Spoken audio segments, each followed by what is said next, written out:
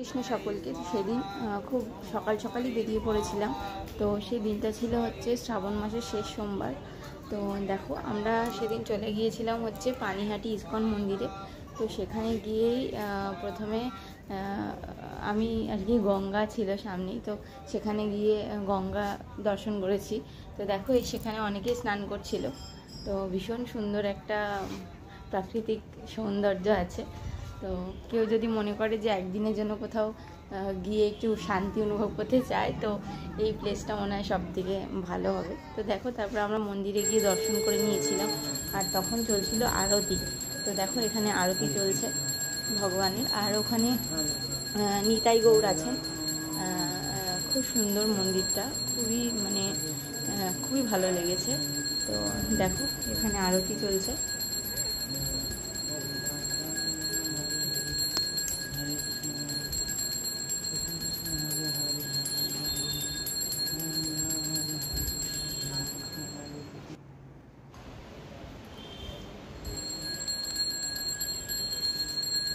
খুব সুন্দরভাবে সাজানো হয়েছিল, ভীষণ ভালো লাগছিল দেখতে।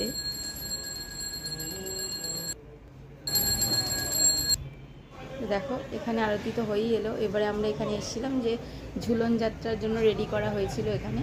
তো দেখো ভগবানকে এখানে ঝুলনের মধ্যে রাখা হয়েছে, রাধারানী আর কৃষ্ণ ভগবানকে। তো দেখো এখানে খুবই সুন্দর। আর আমরা এখানে প্রসাদ পেতে বসে গেছিলাম তারপরেই। তো আমার মেয়ে গিয়ে ওখানে গিয়ে হামাগুড়ি দিচ্ছে তো ওর তো খুবই ভালো লেগেছে। আর তারপর শিবের মাথায় জলও ঢালা হয়েছিল আমাদের। খুব খুব খুব ভালো লেগেছে মন্দিরটা, অসম্ভব সুন্দর। তো দেখো তোমাদের কেমন লাগলো অবশ্যই জানাবে। আর চলো দেখি।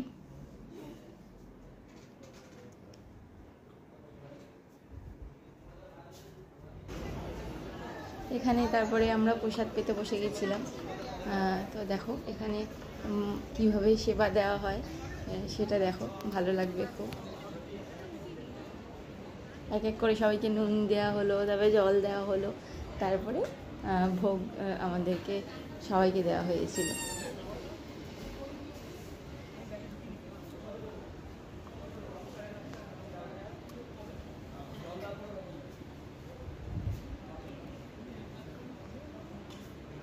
আর ভোগের স্বাদ নিয়ে তো কিছু বলারই নেই, অসম্ভব সুন্দর আর কি স্বাদ, হেভি লেগেছে, খুব ভালো লেগেছে। তো তোমরা যারা যারা যাবে ভাবছো অবশ্যই অবশ্যই অবশ্যই করে যেও সোদপুর পানিহাটি, খুব ভালো লাগবে, এইটুকুনি আমি কথা দিতে পারি। দেখো এখানে অন্ন দেওয়া হয়ে গেছে।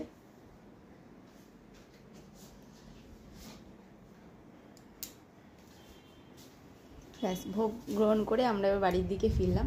তো জয় জগন্নাথ।